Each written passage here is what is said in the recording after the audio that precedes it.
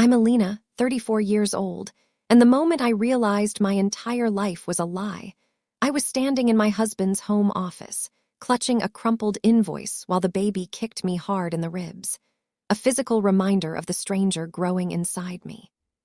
The paper shook in my hand, the logo of the fertility clinic blurring under my tears, but the words were typed in undeniable, sharp black ink.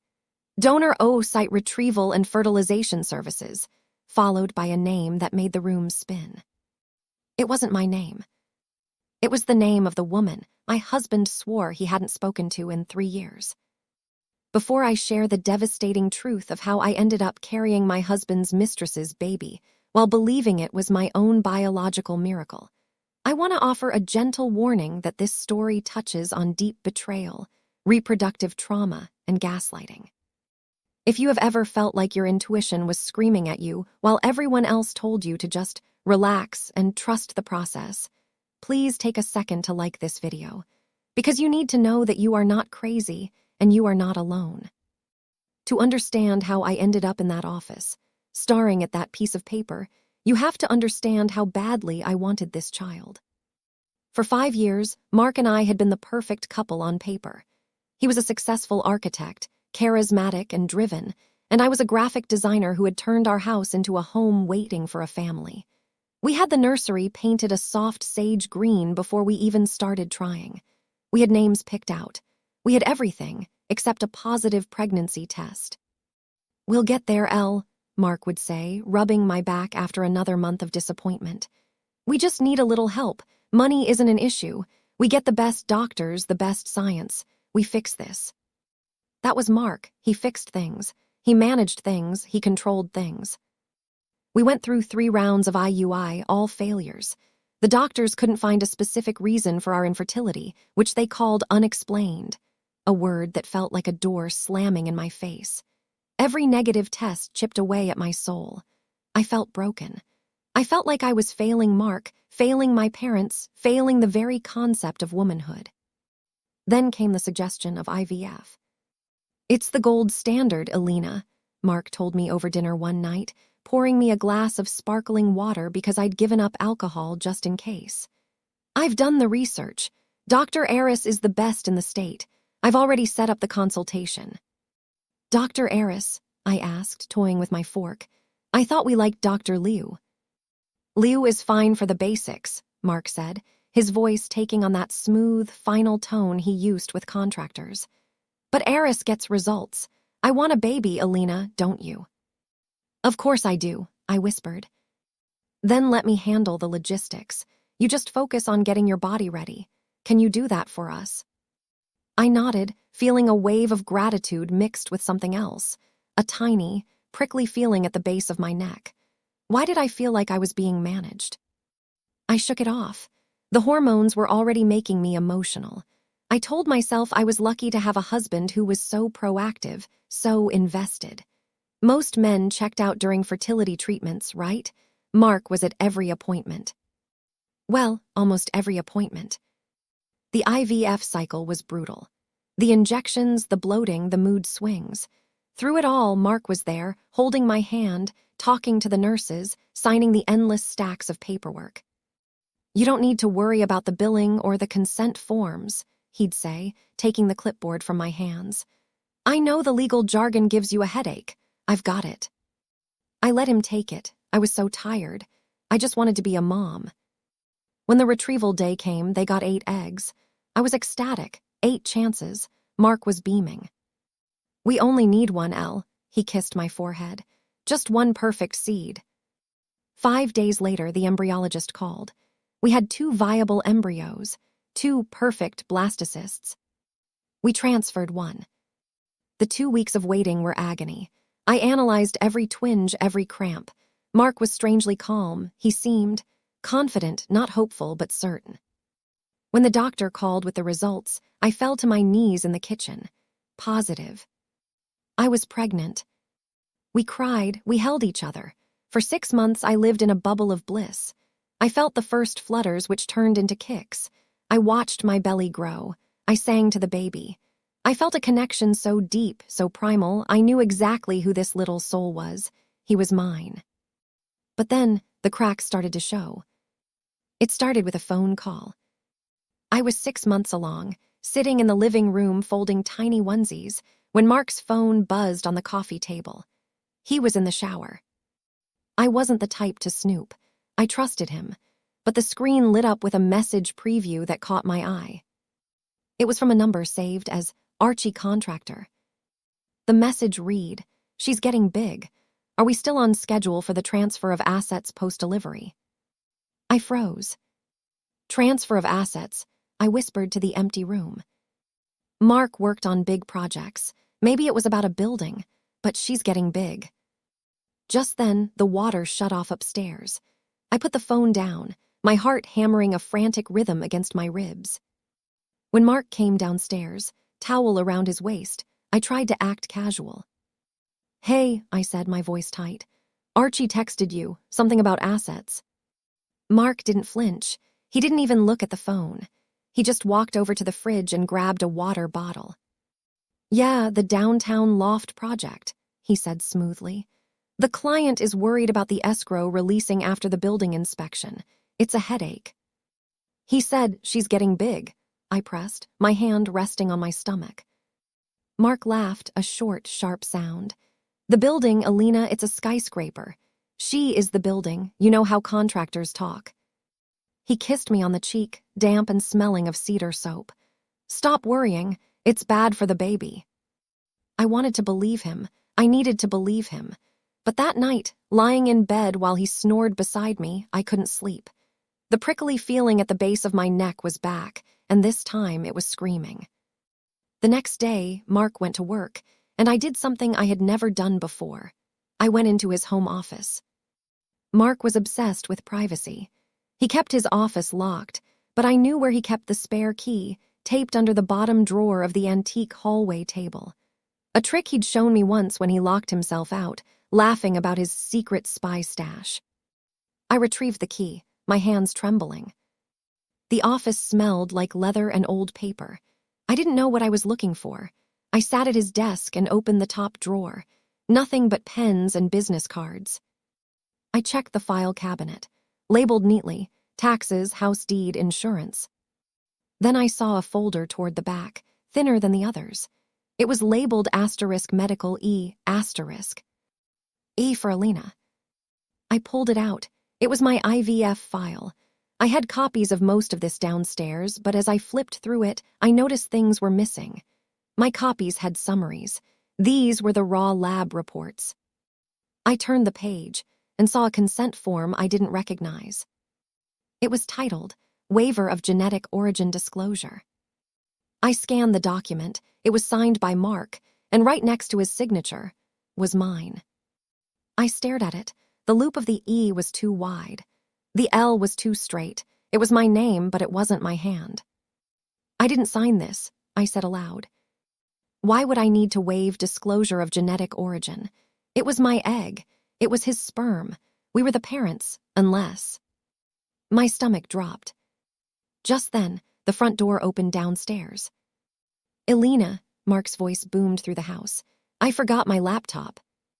I froze. Panic, cold and sharp, flooded my veins.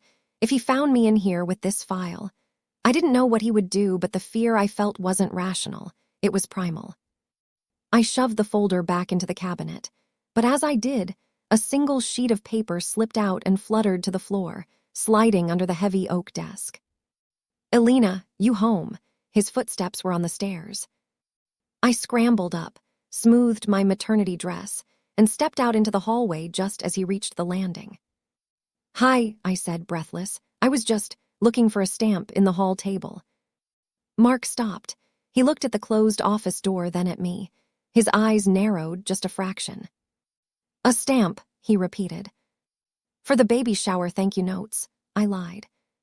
He stared at me for a beat too long. Then the charm snapped back into place. "Right, I think I have some in my bag. Let me grab my computer." He brushed past me, unlocked the office, went in, and came out 30 seconds later with his laptop. He didn't notice the paper under the desk. "See you tonight," he said, kissing me. "Love you, Elle." "Love you," I choked out. As soon as his car pulled out of the driveway, I ran back into the office. I dropped to my hands and knees and fished the paper out from under the desk. It was an invoice from the clinic, dated 7 months ago, 2 weeks before our transfer. Service, oocyte thaw and fertilization. Patient, Mark D. Donor ID, V. Lewis 88. V. Lewis. Vanessa Lewis. The room tilted. I grabbed the edge of the desk to keep from falling. Vanessa Lewis wasn't an anonymous donor. She was Mark's former assistant, the woman I had suspected, years ago, of being more than just an employee. The woman Mark had fired to make me comfortable. The woman he swore he barely knew. I looked at the bottom of the invoice. Notes, genetic screening complete. Paternity confirmed via MD intended father.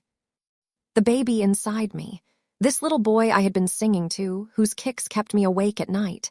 He wasn't mine, not biologically. Mark had used my uterus to incubate his mistress's child. I sank into the leather chair, gasping for air. The betrayal was so absolute, so intricate, it felt like a physical blow. He hadn't just cheated. He had engineered a way to have a child with her, and he had tricked me into carrying it. Why? Why not just leave me? Why not have the baby with her? Then I remembered the prenup. My father had insisted on it. I came from family money, a lot of it. The prenup stated that if we divorced, Mark got nothing, unless we had a child. If we had a child, the trust funds opened up. Custody meant access to millions. But the prenup specified issue of the marriage, a child born to us. If he had a baby with a mistress, he got nothing. If *I gave birth to the baby, legally, it was the issue of the marriage. He was using me to launder his illegitimate child into an inheritance. I wanted to scream. I wanted to burn the house down. But then I felt a roll in my stomach, a hiccup, the baby. He was innocent. He was a victim in this too. And right now, I was the only thing protecting him. I needed a plan. I couldn't confront Mark yet. He was too smart, too slippery. If I showed my hand, he would destroy me. He would claim I was crazy, hormonal, unstable. He would try to take the baby the second he was born. I grabbed my phone and took a picture of the invoice. Then I took a picture of the forged signature in the file. I put everything back exactly as I found it. I drove to a coffee shop 3 towns over, terrified that my car was tracked. I bought a burner phone with cash. I sat in my car and dialed the one person I knew Mark couldn't charm. My father's old lawyer, Mr. Henderson. "Alina," he answered, surprised. "Is everything all right?" "No," I said, my voice shaking. "I need you to listen to me, and I need you to tell me I'm not insane. Mark forged my signature to implant me with another woman's egg." There was a long silence on the other end. "Alina," he said, his voice deadly serious. "Do not go home. Do not let him know you know. That is reproductive fraud and it is a felony, but we need proof that ties him to the donor directly." "It's Vanessa Lewis," I said, his old assistant.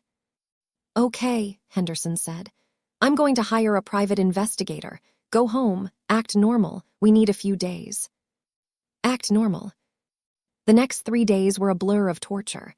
Mark came home, touched my belly, talked to his boy. It took every ounce of strength not to recoil. I looked at his face, the face I had loved for 6 years, and saw a monster. "You seem quiet, Elle," he said over dinner on the second night. "Everything okay with the pregnancy?" "Just tired," I said, forcing a smile. "He's kicking a lot." "Good," Mark smiled. "He's a fighter like his dad." I gripped my fork so hard, my knuckles turned white. On the 3rd day, the investigator found it. Henderson called me on the burner phone while I was at the grocery store. "We have it," he said. "Vanessa Lewis isn't just the donor. She's living in an apartment paid for by a shell company registered to Mark. And Alina, she's waiting." "Waiting for what?" I asked. "We found emails. The plan is to have you deliver the baby. Mark is going to file for divorce 6 months later, citing your mental instability and postpartum depression. He plans to get full custody. Then, Vanessa moves in as the nanny." The grocery store aisle spun. I grabbed a shelf of cereal boxes to steady myself. "They're planning to take the baby," I whispered. "Yes," Henderson said, "but they made a mistake. They underestimated you, and they committed fraud across state lines." "What do I do?" "Come to my office. We're filing an emergency order. We're going to freeze his assets, and we're going to make sure he never comes near you or that baby again." "But the baby," I choked out. "He's not mine biologically." "Alina," Henderson said softly, "you carried him, you are birthing him. In the eyes of the law and in every way that matters, you are his mother. And since the egg was donated, even fraudulently, the donor has no rights unless you waive them. Mark forged the waiver. It's invalid." I hung up. I walked out of the store, leaving my cart full of groceries. I didn't go to Henderson's office immediately. I had one stop to make first. I drove to the address Henderson had given me for Vanessa. It was a nice complex. I waited in the parking lot. An hour later, she came out. She looked good, happy. She was talking on the phone. I rolled down my window as she walked past. "Vanessa," I said. She froze. She turned, her eyes widening when she saw me. She looked at my belly at asterisk her baby, and her face went pale. "Alina," she stammered, I didn't know you shopped around here." "I know," I said. My voice was surprisingly steady. "I know about the invoice. I know about the forgery. I know about the apartment Mark pays for." She opened her mouth, then closed it. The smugness was gone, replaced by pure fear. "You signed away your rights to this child when you sold that egg to the clinic," I said. "But Mark committed a felony to put it in me. My lawyer is filing the police report today." "Alina, wait," she stepped closer. "He made me. He said it was the only way." "I don't care what he said," I cut her off. "Here is what is going to happen. You are going to disappear. You are going to move out of that apartment, and you are never going to contact Mark or me again. If you do, I will sue you for conspiracy to commit reproductive fraud, and I will make sure everyone knows exactly what you did." "You can't." "I have the money, Vanessa," I said, leaning forward. "I have the lawyers, and I have the baby. Do not test a mother protecting her child." I rolled up the window and drove away. I watched her in the rearview mirror, standing frozen in the parking lot. That evening, I went home one last time. Mark was in the living room, watching TV. I walked in, flanked by 2 police officers and my father. "Alina," Mark stood up, confused. "What's going on?" "You're under arrest, Mark," I said. I didn't yell. I felt cold, hard, and unbreakable. "For what?" He laughed, nervous now. "Officers, my wife is pregnant, she's hormonal." "For forgery and reproductive assault," the officer said, stepping forward with handcuffs. Mark's face crumbled. He looked at me, his eyes searching for the woman he could manipulate, the woman who just wanted to be a mom. She wasn't there anymore. "You wanted a baby, Mark," I said, placing a hand on my stomach. "I'm keeping him, but you lost everything." The legal battle was messy. It was ugly. Mark tried everything. He tried to claim I stole his genetic material. He tried to claim I knew all along, but the forged signature was undeniable. Because of the nature of the crime, the judge stripped Mark of all parental rights. He is currently serving 3 years for fraud and assault. The medical rape aspect of the case made national news. Vanessa vanished. I suspect she moved back to the Midwest. She never challenged the custody. She knew she couldn't win. 2 months later, I gave birth. It was just me and my mom in the delivery room. When the doctor placed him on my chest, screaming, red, and beautiful, I looked for Mark in his face. I looked for Vanessa. But I didn't see them. I saw his eyes open, looking up at me. I felt his little hand grip my finger. I felt the bond that had grown over 9 months of protecting him, of fighting for him. He was mine. I named him Leo because he is fierce. Being a single mom isn't what I planned, and knowing his genetics is a complicated grief that I am working through in therapy. Someday, I will have to tell Leo the truth about how he came to be. I will tell him that his biology came from 2 people who were lost, but his life came from a love that was strong enough to conquer them both. I look at him now, sleeping in the nursery I painted, and I don't see a lie. I see the truth. Family isn't whose blood you have. It's who bleeds for you, and I would tear the world apart for this boy. Thank you for listening to my story. If you believe that being a mother is about more than just DNA, tell me in the comments. What is one trait you hope your children inherit from you, regardless of biology? I read every single one.